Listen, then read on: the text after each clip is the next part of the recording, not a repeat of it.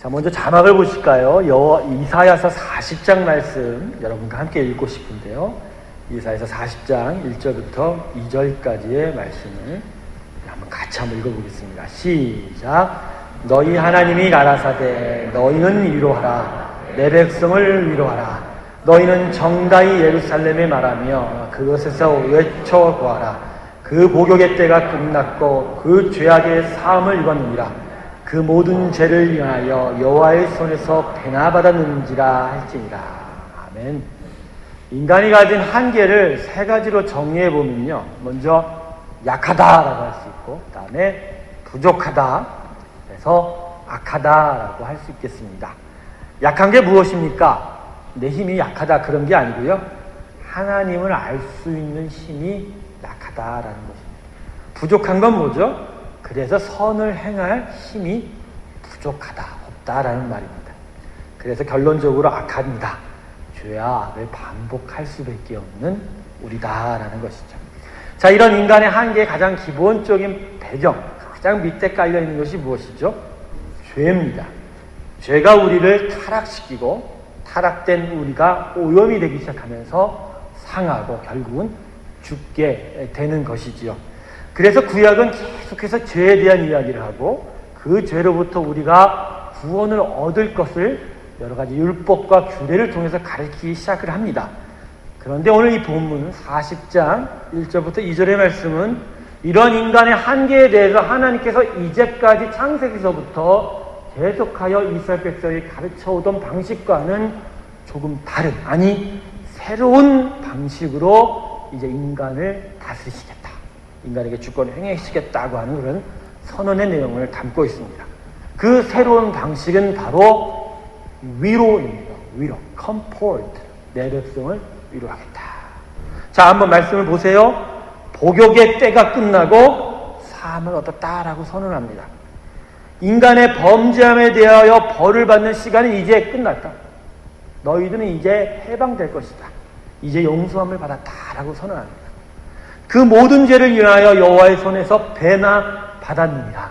표현은 죄는 한 가지를 저질렀는데 대가는 두 배로 받았다라고 생각할지 모르겠지만 그것이 아니라 충분하게 벌을 받았다. 충분하게 받았다. 이제는 벌을 받지 않아도 된다라고 선언합니다. 근데 벌을 받지 않아도 된다라는 의미보다는 벌을 받아서 인간의 죄의 문제가 해결될 것 같지는 않다라는 뜻이 여기에 깊이 박혀 있는 것입니다. 오히려 새로운 아버지 역사가 바로 이 이스라엘 백성과 뒤을 믿음의 자손들에게 필요하다는 것을 오늘 본문을 통해서 말씀합니다. 그래서요, 이사야서는 40장 이후부터 인간의 범죄에 대한 징계를 말씀하지 않습니다. 오히려 조건 없이 unconditional, 새롭게 베풀어질 은혜의 구원의 역사에 대해서 계속하여 말씀하고 있습니다. 지난 3시간 동안 제가 이사야 말씀을 통해서 내 백성을 위로하라는 하나님의 말씀 가운데서 여러 가지 위로를 함께 살펴보았는데요. 특히 오늘 이사야서 61장 1절부터 3절까지 본문은 하나님께서 계속하여 당신의 백성들에게 베푸시고 계신 구원의 역사, 위로의 역사의 절정을 기록한 말씀이 될 것입니다. 오늘 말씀은 우리에 대한 하나님의 위로의 결론은 과연 무엇인가 하는 것을 우리에게 가르쳐 줍니다.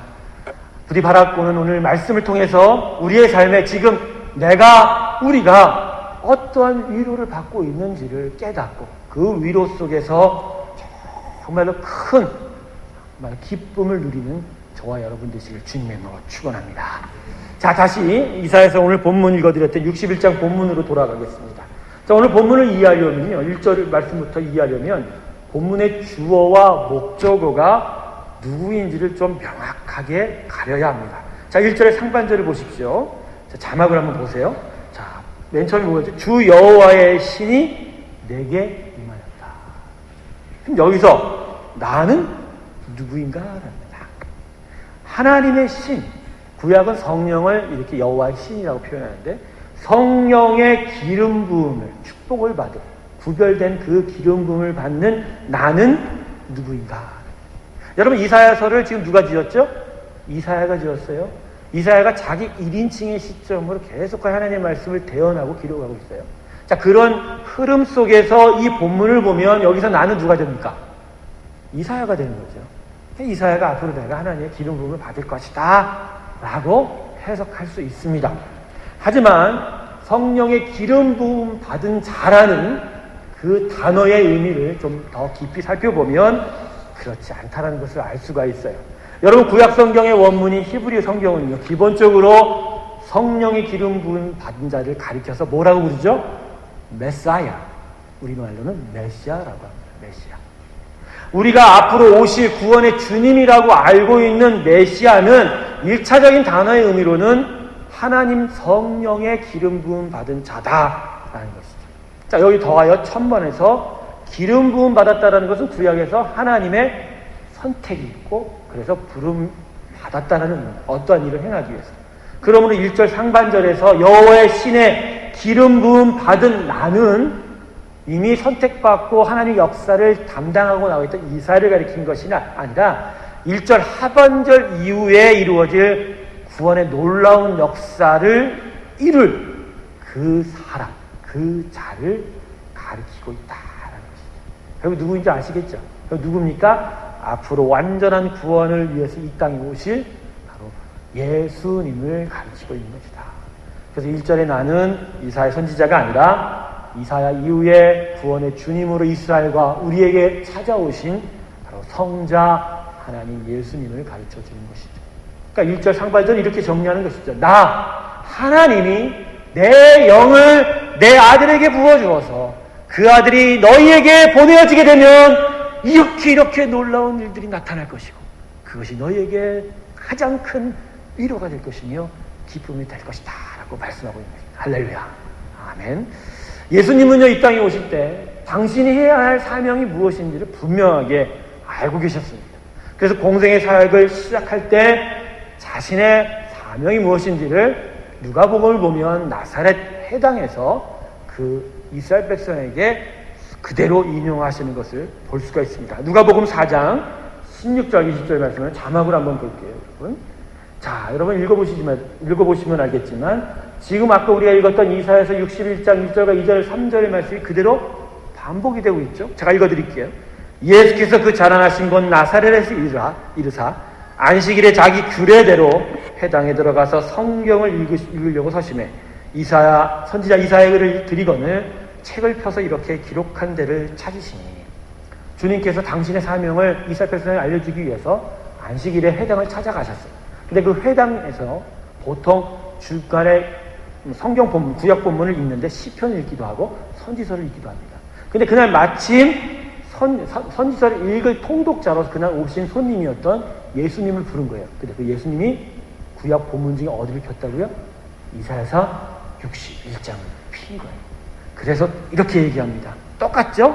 주의 성령이 내게 임하셨으니 이는 가난한 자에게 복음을 전하게 하시려고 내게 기름을 부으시고 나를 보내사 포로된 자에게 자유를, 눈먼 자에게 다시 보게 함을 전파하며 눌린 자를 자유케 하고 주의 은혜를 전파하게 하려 하심이라 하였더라. 갑자기 이 본문을 예수님이 선포하자 그 회당에 있던 모든 사람들이 놀란 거예요. 책을 덮어 그 맡은 자에게 주시고 앉으니 회당에 있는 자들이 다 주목하여 보더라. 무슨 얘기입니까? 주님께서 이 말씀을 선포하면서 바로 이 선포된 말씀의 주인공이 누구다? 나다 라고 선언한 것입니다. 공생의 사역을 시작하면서 이스라엘 백성에게 이사야 선지자의 예언을 그대로 인용하면서 너희들과 그리고 앞으로 믿음의 후손이 될 모든 인류를 위한 구원해 주는 바로 나 예수 성자이다, 나 예수인 것을 바로 선언한 것이죠. 그 여러분 기억하시나요? 예수님이 이 본문의 말씀을 선포하기도 전에 공생의 사역을 시작했을 때 그분이 먼저 무엇을 받았습니까? 세례 요한에게 가서 세례를 받지 않았습니까? 자, 그 세례 받을 때 성삼위 하나님이 한꺼번에 등장하셨죠. 성자님은 세례를 받고 비둘기의 형상같이 성령이 그 위에 임하였다고 하고 하늘에서 하나님의 음성이 들려 내 사랑하는 아들이라 말씀하지 않았습니까? 결국 그곳에서 나의 선택한 자라는 하나님의 귀한 확고부동한 증거를 예수님과 그 이스라엘 백성에게 보여주셨다는 것입니다. 이사야서 61장의 예언이 바로 예수님의 공생의 사역을 통해서 지금 이루어졌다. 이미 이루어진 것이죠.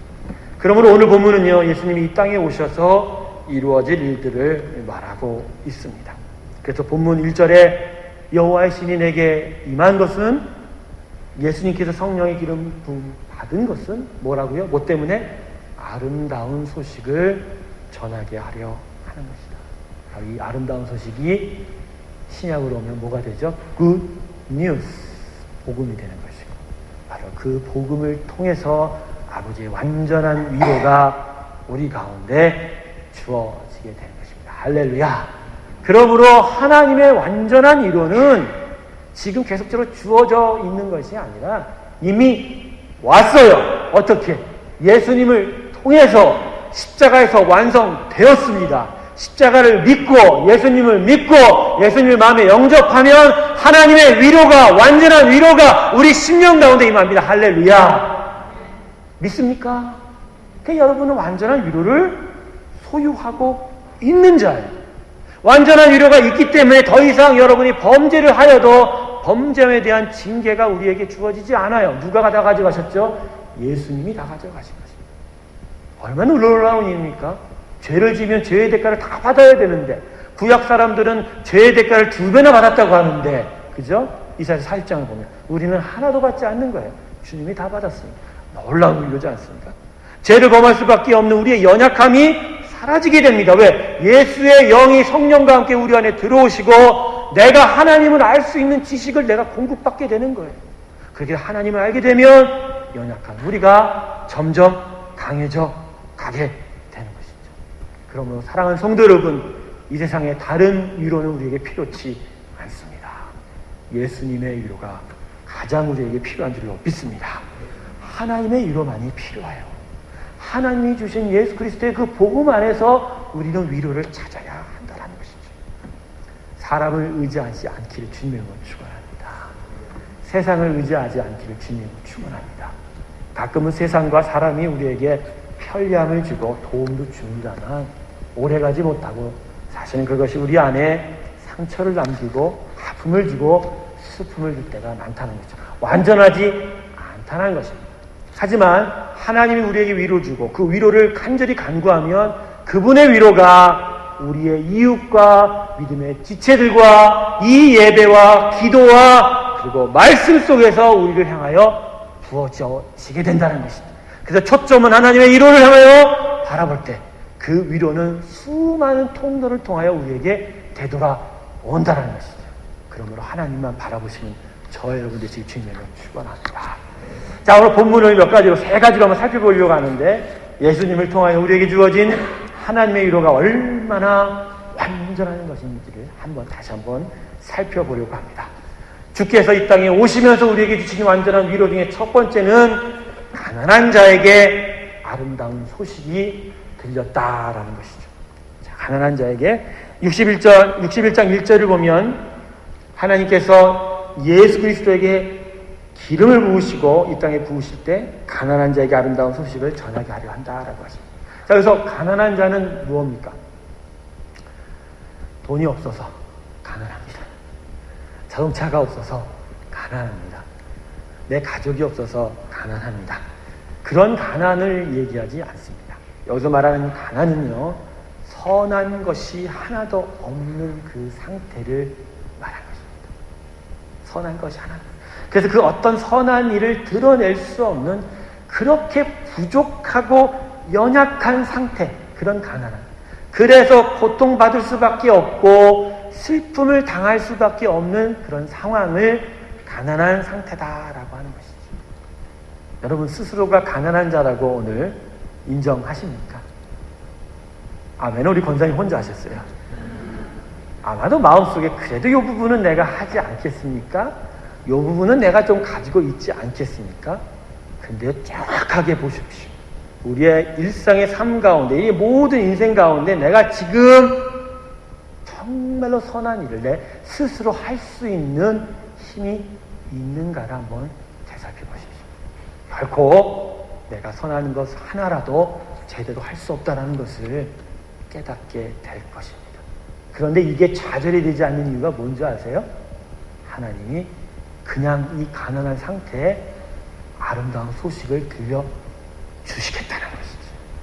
이 가난한 자들에게 아름다운 소식. 아름다운 소식이 뭐죠? 장차 하나님을 알게 될 것이다. 장차 하나님으로 알게 되어 하나님으로 인하여 풍성해지는 인생이 될 것이고, 그래서 하나님을 알게 되면 그때부터 가난하지 않게 되고 부족하지 않게 되고 연약하지 않게 된다라는 것입니다. 여러분, 이건 놀라운 은혜입니다. 내가 하나님을 알지 못하여 가장 가난한 상태, 그 어떤 선한 것을 이룰 수 없는 상태임에도 불구하고, 그리고 그 범죄함으로 말미암아 정말로 하나님 앞에 나아갈 수도 없는 그러한 연약한 존재임에도 불구하고 하나님은 unconditionally, 무조건 우리에게 어떤 소식을 들려준다? 내가 너희에게 나를 알려주겠다라고 말씀하고 계시던 할렐루야. 여러분, 예수님이 오신 이 시대는 하나님이 정말로 우리에게 당신을 드러내시고 싶기를 간절히 갈망하는 시간입니다. 예수님이 오신 다음에 그분의 은혜 앞에서 우리가 하나님을 갈망해야 되는데 거꾸로예요. 오히려 하나님이 우리에 대한 열심이 더 강하세요. 오늘 이 시간 하나님을 정말로 모르는 자에게 아버지께서 당신의 모든 것을 가르치시려고 여러분의 영혼을 두들고 계신 줄 믿습니다. 영혼을 여십시오. 그분은 들려주시기를 원하기 때문에, 듣는 것을 기뻐하시고 들려주는 것을 너무나 원하시기 때문에 오늘 여러분 영혼 가운데 바로 앞에 서 계시다는 것이, 여러분, 이것이 복음입니다. 우리의 상황과 우리의 노력과는 전혀 상관이 없어요. 그냥 그분이 주고 싶으면 주시는 거예요. 그럼 예수님을 통해서 다 주겠다고 약속한 것이죠. 그러니까 매일 하나님은 나한테 응답이 없는 것 같아, 하나님은 나한테 관심이 없는 것 같아, 그런 얘기 하지 마세요. 하나님은 항상 우리를 바라보고 계시고, 항상 우리에게 복음을 들려주고 계시고, 항상 우리에게 복된 소식을 알려주고 싶으시고, 우리의 귀와 우리의 영혼에 계속하여 두들고 계십니다. 우리가 안 열기 때문에 못 받아 드린다는 것입니다. 축복합니다. 우리 주변에 특별히 아직도 하나님을 모르는 자에게 하나님은 당신을 알려주실 것입니다. 할렐루야. 믿습니까, 여러분? 여러분 주변에 전도할 사람들 꽤 많지요? 하나님 알지 못한 사람 꽤 많지요? 볼 때 그 사람들 전도하기 위해서 그렇게 열심히 노력하시고 일하지만, 애쓰지만 잘 안 되지 않습니까? 믿으십시오. 하나님 말씀하지 않습니까? 가난한 자에게 아름다운 소식을 전할 것입니다. 할렐루야. 알바니아 슈코드라에 우리가 이번에 아울리치를 가지만, 저는 그 아이들과 부모들에게 하나님께서 친히 당신을 보여주실 줄 믿습니다. 당신의 그 모든 일들을 보여주실 줄 믿습니다. 우리가 가서 무슨 일을 하는 게 아니에요. 우리가 하나님을 알려드리는 게 아니에요. 단지 통로가 될 뿐이에요. 우리를 통해서 하나님은 반드시 그들에게 하나님의 복음을 알려주실 것입니다. 근데 중요한 건 이 말씀은 아직 하나님을 모르는 자들에게 더 큰 기쁨을 주지 않습니까? 초점을 맞추고 있지 않습니까? 그렇다면 여기 계신 모든 분들이 다 이 하나님의 복음을 받아들였고 이 하나님의 위로를 받고 있다면, 그렇다면 이미 이 위로를 듣고 누리고 있는 우리에게는 이 말씀이 우리에게 어떠한 은혜를, 교훈을 가르쳐 주는가? 그것은요, 계속해서 가난한 마음을 품으라고 하시는 것입니다. 할렐루야. 가난한 자가 되시기를 주님으로 축원합니다. 교회가요, 참 희한한 곳이에요. 다른 곳에 가서 가난한 자가 되십시오 그러면 돌 맞는데요, 교회는요, 가난한 자가 되십시오 그러면 아멘 합니다. 안 웃네. 안 웃어. 이게 미스터리예요. 복음의 미스터리. 그렇게 가난한 자 되라 하시고 돈 내라 그래도 다 되는 것이 교회입니다. 복음의 능력은 위대합니다. 나의 인생에 하나님이 없으므로, 하나님이 없으면 내 인생이 여전히 어렵고 고통스러울 것을 인정하는 그 마음을 끝까지 품으라는 것입니다. 그렇게 품는 마음 가운데 하나님의 위로의 소식은 계속하여 들릴 것이고, 들리는 그 소식이 이쪽 귀로 빠져나가는 것이 아니라 심령에 새겨질 것이고, 새겨진 위로는 결국 내 심령과 내 인생 가운데 들어와서 나를 고치시고 치유하시고 만지신다고 하는 것이죠. 여러분 1절에 보십시오. 예수님께서 하나님의 보냄을 받으면 어떤 일이 일어난다고 했습니까? 그 아름다운 소식을 전한 자들의 심령 가운데 예수님이 오면 마음이 상한 자가 고침받고 포로된 자가 자유를 얻고 갇힌 자가 노임을 얻는다고 하지 않습니까? 그거는 예수 그리스도의 영이 우리에게 오면 하나님이 나의 안에서 치유와 회복의 역사를 일으킨다는 거예요. 한 번이라도 예수 그리스도의 이름을 들은 자에게는 회복이 있을지어다. 치유가 있을 것이다. 계속하여 주님이 주시는 아름다운 소식을 들으면서 그 소식의 힘을 통해서 내 안에서 함께 하시는 하나님의 역사를 내가 계속하여 누리고 나아가는 것입니다. 우리 중에 어떤 분은 그래요. 내가 한번 성경 읽었으면 됐지. 1년에 한 4번 나오면 충분한 거 아닌가? 그런 사람들 꽤 많지 않습니까? 특별히 밥을 많이 주는 부활절과 크리스마스 주일과는 항상 오려고 하지 않습니까? 여러분 착각하지 마십시오. 한번 들었다고 인생의 문제가 해결되지 않는다라는, 한번 들었다면요 하나님과 맞춘 그 주파수를 고정해야 합니다. 그리고 그 들려오는 아름다운 소식에 속에 파묻혀 사는 우리가 되어야 한다는 것이죠. 라디오의 주파수를 고정하라를 영어로 뭐라 합니까? Stay in tune이라고 하죠. 영적으로도 마찬가지입니다. 오늘 여러분 계속적으로 하나님의 아름다운 소식에 Stay in tune 하시기를 주님을 축원합니다. 살다 보면 계속해서 잡소리가 들려요. 살다 보면 계속해서 나의 걱정과 염려의 소리가 들려요. 살다 보면 계속해서 남들의 비방과 조롱이 들려요. 들으면 어떻게 돼요? 아프죠? 받았던 은혜 다 토해내요. 듣지 마세요.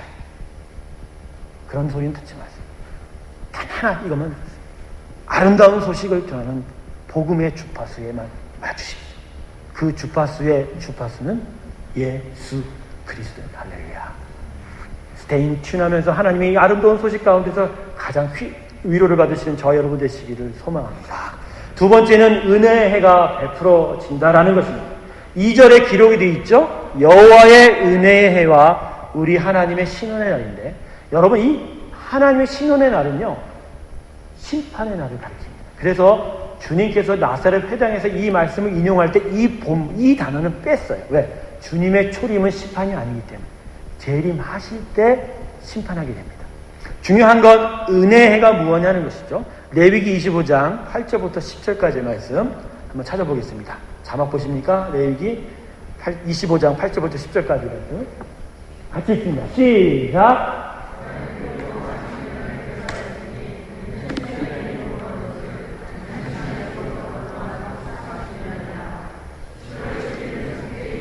너는 나팔 소리를 내되 전국에서 나팔을 크게 불지며 제50년을 거룩하게 하여 전국 거민에게 자유를 공포하라. 이에는 너희에게 희년이니 너희는 각각 그 기업으로 돌아가며 각각 그 가족에게로 돌아갈지라. 이스라엘 백성에게 주어진 가장 큰 은혜 중에 하나가 이 희년 사상인데요. 희년은 뭐냐면 50년이 될 때마다 빚이 탕감돼요. 조건 없이, 담보물 없이. 배덕을 빌렸건 50년이 되면 빚진 자는, 채권자는 채무자의 모든 빚을 다 탕감해 주어야 하는 것이죠. 아마 탕감하는 사람은 꽤 속이 쓰렸을 거예요. 그래서 이스라엘 역사에 희년이 제대로 이루어진 적이 별로 없습니다. 근데 탕감받는 자는 얼마나 기쁠까요? 그 빚으로 내 아들과 딸들을 팔아야 될지도 모르고 내 토지가 다 넘어갈지도 모르는데 갑자기 희년이래. 그날은 전국의 나팔 소리가 팍 부르면서 제사장들이 선포하는 거예요. 모든 빚은 탕감되었다! 할렐루야. 빚진 모든 자들이 할렐루야 춤을 치겠죠. 그 다음에 두 번째는 종들이 노예 상태에서 풀려납니다. 모든 종들이 풀려납니다. 몇 년을 노예살이를 했어도 그 주인이 다 풀어줘야 된다. 토지도 원상복구됩니다. 인간의 주인인 인간들을 위해서 그렇게 고된, 씨 뿌림을 당하고 경작당했던 그 토지들이 안식년을 갖게 됩니다. 파종하면 안 돼. 씨 뿌리면 안 돼. 이전에 얻은 것으로 먹고 삽니다. 여러분, 이 희년 사상이라는 것은 그 단어 자체가 의미가 있어요. 희년, 기쁨의 해라는 거예요. 완전한 기쁨의 날이 바로 희년이다라는 거예요. 근데 예수 그리스도가 오면 50년마다 찾아왔던 희년이 이제는 매년 매 순간 우리의 삶 속에 그대로 나타나게 된다. 할렐루야. 빚이 탕감된다. 여러분, 모든 죄에서 빚이 탕감되는 거 아니에요? 여러분, 죄 짓고는 못 살잖아요. 죄 짓으면 징계를 받아야 되잖아요. 그 징계의 그 벌들을 누가 받나요? 예수님이 다 가져가지 않습니다. 탕감받는 거죠. 종에서 풀려나죠. 죄의 사슬로부터 묶여나는 것부터 우리가 자유롭게 되는 거지 않습니까? 토지도 원상복구된다. 이 세상의 욕심과 탐욕으로 상처를 입고 오염됐던 그 모든 것들이 다 원상대로 회복이 된다라는 것입니다. 이게 바로 희년사상이고, 이 희년의 일들의 기쁨이 예수 그리스도를 통해서 우리에게 오고 있다는 것입니다. 오늘 저를 보는 눈빛이 과연 그게 지금 이루어지고 있느냐라고 긴가민가 하시는 것 같은데, 믿음이 여러분을 구원할 줄 믿습니다. 믿으십시오. 아멘. 아멘. 나는 아멘을 요구하지는 않지만 오늘 원해야 될 것 같아요. 아멘 하시기 바랍니다. 아멘. 그렇기 때문에 2절과 3절에 이런 얘기가 나오죠. 모든 슬픈 자가 위로받는다. 왜 슬퍼요? 빼앗기고, 없고, 부족하고, 약하고, 상처받고, 고칠 것이 없고. 그러니까 슬픈 거 아니에요. 그런데 하나님이 다 탕감시켜주고, 자유케 하고, 그죠? 힘을 공급하면 기쁨. 슬픔이 없어져 버리는 거 아니에요. 그러니까 머리에 뭘 쓴다고요? 기쁨의 화관을 쓴다. 어머니 학교에서는 항상 이 화관을 씌워주는데, 저는 오늘 여러분 머리 위에 화관이 얹어져 있는 것을 볼 수 있습니다. 안 믿으시나 봐요. 제가 만민교회 이재령 목사는 아니지만 하나님께서 오늘 저에게 주신 힘으로 모든 슬픔을 이길 수 있는 기쁨의 화관이 여러분 머리 위에 쓰여져 있습니다. 영적 화관이 쓰여져 있다는 거예요. 그것을 쓴 이상, 그리고 찬송의 옷이 입혀져 있는 이상, 슬픔은 저리 가고 근심과 두려움도 다 사라져 버린다라는 것이에요.